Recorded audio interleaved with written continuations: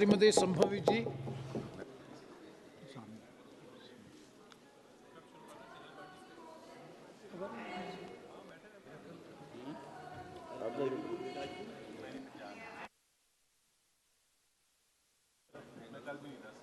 सभापति महोदय, आपने इतने महत्वपूर्ण विधेयक जैसे सबका बीमा सबकी सुरक्षा पर बोलने का आपने मौका दिया। आज हम अपनी पार्टी लोक जनशक्ति पार्टी रामविलास और अपने पार्टी के राष्ट्रीय अध्यक्ष श्री चिराग पासवान जी की तरफ से इस विधेयक के समर्थन में बोलने के लिए उपस्थित हुए हैं।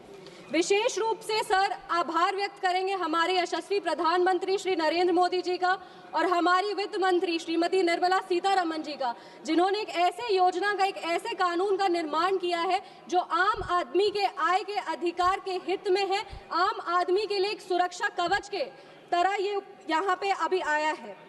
आम आदमी के जीवन का क्या मोल होता है सर, ये एक एनडीए की सरकार जो है वो बहुत ही मजबूती से जानती है और उसको पुनर्स्थापित करने का प्रयास करती है। पर आश्चर्य की बात यह है सर कि जब जब इस सदन में रक्षा की और सुरक्षा की बात होती है तो विपक्ष को एलर्जी होती है। जीएसटी जिसमें आम आदमी के आय की रक्षा होती है, जब उसकी बात होती है तब विपक्ष को एलर्जी होती है। अगर हम बात करें बिहार में महिलाओं की आर्थिक स्थिति को मजबूत करने की बात होती है, उनके आय की रक्षा की बात होती है, तब विपक्ष को एलर्जी होती है।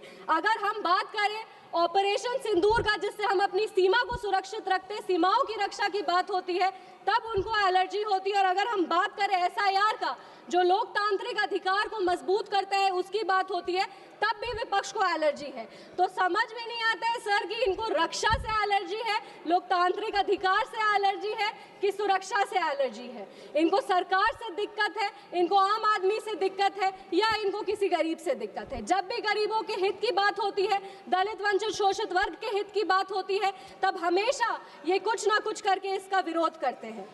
सर ये विधेयक जो है वो पुनर्स्थापित करता है कि जितनी गंभीर सरकार विकसित भारत एट 2047 के लिए है, उतनी ही गंभीर वो सुरक्षा बीमा हर एक इंसान को पहुंचे 2047 तक, उसके लिए भी है।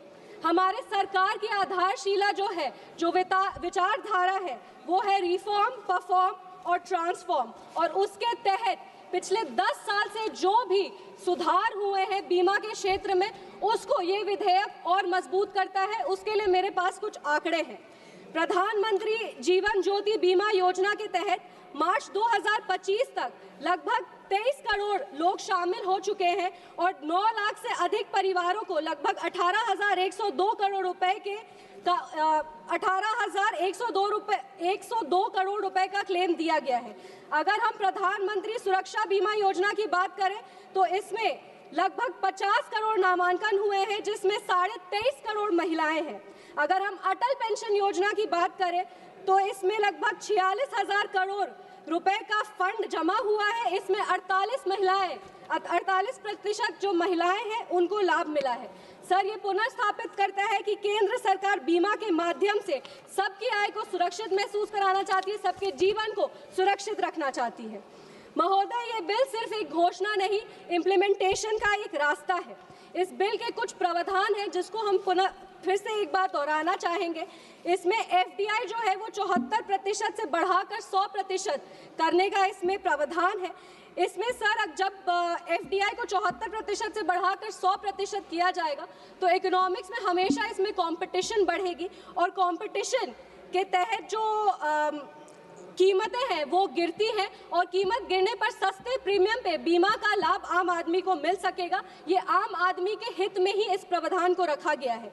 अगर हम विदेशी इंश्योरेंस का बात करें तो आपदा के समय जैसे बिहार में इसमें विदेशी री इंश्योरेंस की पूंजी को 5,000 करोड़ से घटाकर 1,000 करोड़ कर दिया है।